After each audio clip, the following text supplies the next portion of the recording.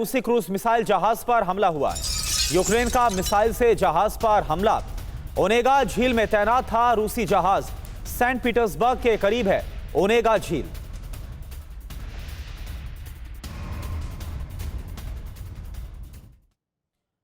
तो रूस ने यूक्रेन में तबाही का सबसे विध्वंसक चरण आरंभ कर दिया है।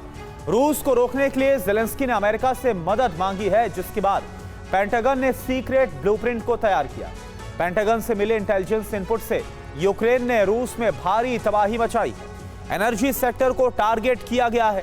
इन हमलों से रूस बौखला गया है। रूस आज रात यूक्रेन पर बड़ा हमला कर सकता है। अगर नेटो देशों ने यूक्रेन की सहायता की तो रूस टैक्टिकल परमाणु हथियारों का इस्तेमाल करने से पीछे नहीं हटेगा, जिससे यूरोप में परमाणु युद्ध का अलार्म बज सकता है। सितंबर में अगर रूस आक्रामक था तो अक्टूबर में यूक्रेन तबाही मचा रहा है। UEN Jaipur is a perfect target for prospective students aspiring for good jobs, good education with future-ready skills.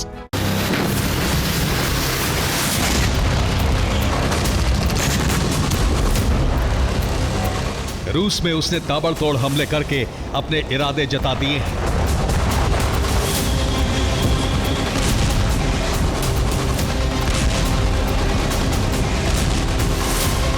और इसके लिए पेंटागन ने ब्लूप्रिंट बनाया है। अब यूक्रेन को अमेरिकी इंटेलिजेंस देने की बात है।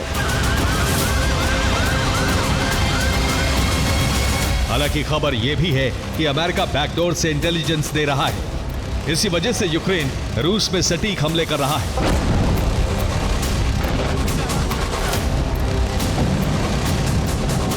खासतौर से यूक्रेन के टारगेट पर रूस का एनर्जी सेक्टर है।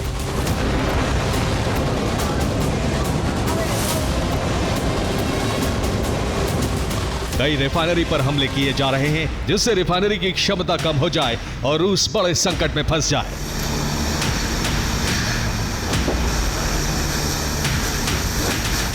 अब यूक्रेन हमले के लिए लॉन्ग रेंज ड्रोन का भी इस्तेमाल कर रहा है।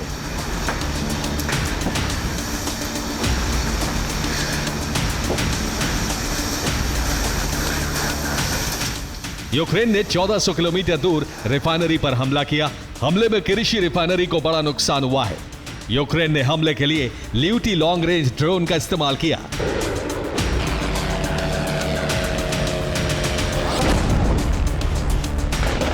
दरअसल ट्रंप एक रणनीति के तहत ऐसा कर रहे हैं।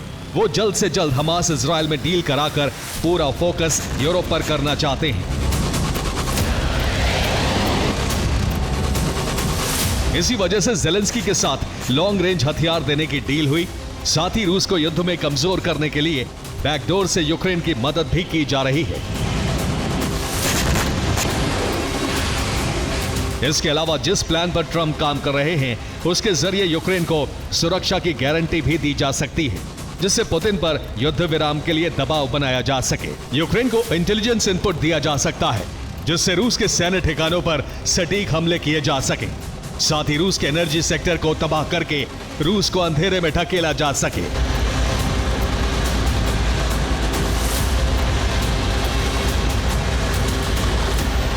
यूक्रेन इतना आक्रामक है कि अक्टूबर में ही कई रिफाइनरी पर दो बार हमले किए गए, जिससे रिफाइनरी का प्रोडक्शन घट रहा है।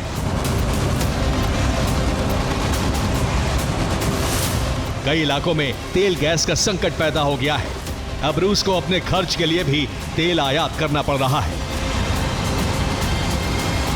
रूस के सेंट पीटर्सबर्ग की ऑयल रिफाइनरी, जो कि यूक्रेनी बॉर्डर से 900 किलोमीटर दूर है, यहां पर 2 बार ड्रोन से हमला हुआ, जिससे कि 20% क्षमता प्रभावित हुई है। मॉस्को की ऑयल रिफाइनरी यूक्रेन से 750 किलोमीटर दूर पड़ती है, जहां पर 2 बार ड्रोन अटैक हुआ और इससे 50% क्षमता प्रभावित हो गई है। जबकि 1150 किलोमीटर दूर पड़ने वाली समारा रिफाइनरी पर 3 बार ड्रोन से अटैक हुआ और उसके बाद प्रोडक्शन बंद करना पड़ा।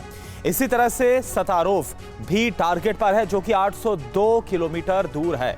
यहां पर ड्रोन हमले से कच्चे तेल की आपूर्ति बंद करनी पड़ी। 502 किलोमीटर की दूरी पर पड़ने वाली वोरोनिश रिफाइनरी पर 2 बार ड्रोन से हमला हुआ, इसे अस्थायी तौर पर बंद कर दिया गया।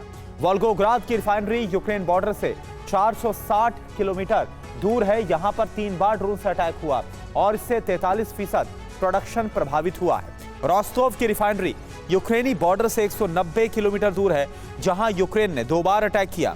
इससे 2 यूनिट्स को बंद करना पड़ा। देखिए आप।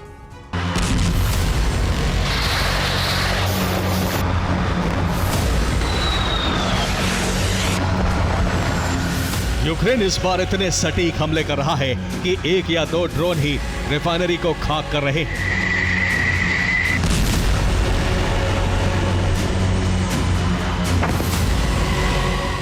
ये किरीशी रिफाइनरी पर हमले का वीडियो है, जो रूस के कैलिनिनग्राद में पड़ती है। रूस की दूसरी सबसे बड़ी रिफाइनरी है। यूक्रेन ने आधी रात ड्रोन हमला किया, जिससे रिफाइनरी की 2 यूनिट में आग लग गई।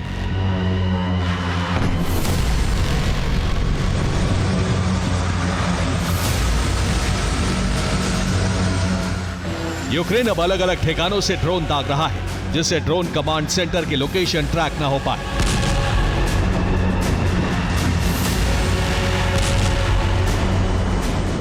खास तौर से लॉन्ग रेंज ड्रोन तैयार किए गए हैं।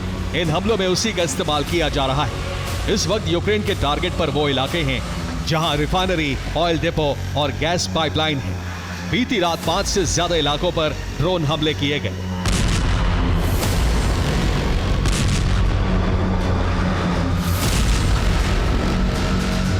Leningrad, Orenburg, Rostov, Ryazan, Saint Petersburg. हमले के लिए ल्यूटी ड्रोन दागे गए थे, क्योंकि ल्यूटी लंबी दूरी तक प्रहार कर सकता है। इस बार यूक्रेन ने 1000 किलोमीटर से भी ज्यादा दूरी तक हमले किए।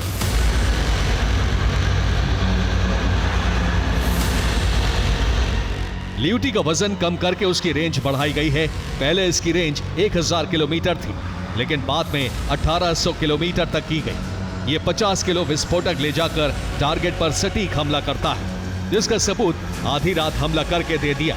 यानी अब यूक्रेन लॉन्ग रेंज हथियारों के साथ मैदान में उतर चुका है, जो रूस के लिए बड़ा चैलेंज है। तो यूक्रेन के हमलों से रूस में तबाही का बवंडर आ गया है। यूक्रेन ने रूस के रोस्टोव शहर में A-50 स्पाई प्लेन फैक्ट्री को खाक कर दिया। इसके अलावा कुर्स्क में लगी ऑयल रिफाइनरी को भी तहस नहस कर दिया गया। वोल्गोग्राद में इन्फेंट्री ऑयल टैंकर को तहस नहस किया गया। वोल्गोग्राद सिटी में एंटी एयरक्राफ्ट वेपन गोदाम को खाक में मिला दिया गया।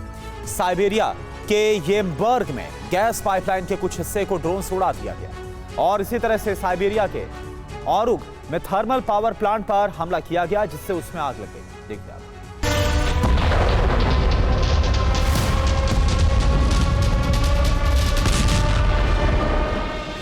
यूक्रेन के हमलों से रूस को जबरदस्त नुकसान हुआ है। यूक्रेन के पास इतना बड़ा तंत्र नहीं है कि वो रूस के सैन्य और ऊर्जा ठिकानों की सटीक जानकारी जुटा सके।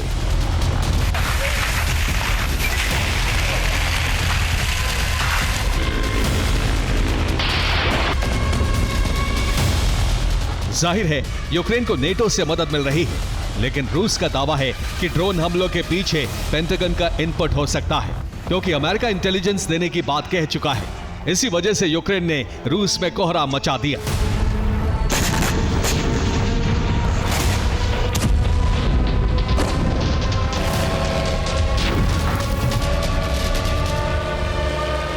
हमलों से रूसी रिफाइनरियों की 48% उत्पादन क्षमता कम हो चुकी है। रूस में 38 बड़ी तेल रिफाइनरी हैं, जिनमें से 21 पर हमले से बड़ा असर पड़ा है।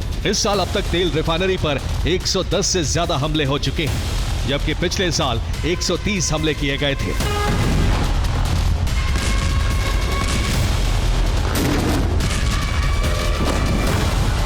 यूक्रेन आने वाले वक्त में हमले बढ़ा सकता है, क्योंकि बड़े पैमाने पर ड्रोन प्रोडक्शन हो रहा है। साथ ही अमेरिका के साथ ड्रोन डील करने के लिए एक यूक्रेनी प्रतिनिधिमंडल वॉशिंगटन जाने वाला है।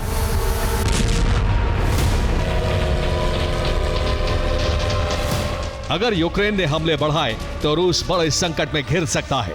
रूस का तेल निर्यात बंद होने से इकोनॉमी को बड़ा नुकसान होने की आशंका है। रोजाना गैस स्टेशन बंद हो रहे हैं। हालात ऐसे हो चुके हैं कि दुनिया के देशों को तेल गैस सप्लाई करने वाला रूस अब गैसोलाइन बेलारूस और चीन से खरीदने पर मजबूर है। Bureau report, TV9 Bharatvarsh.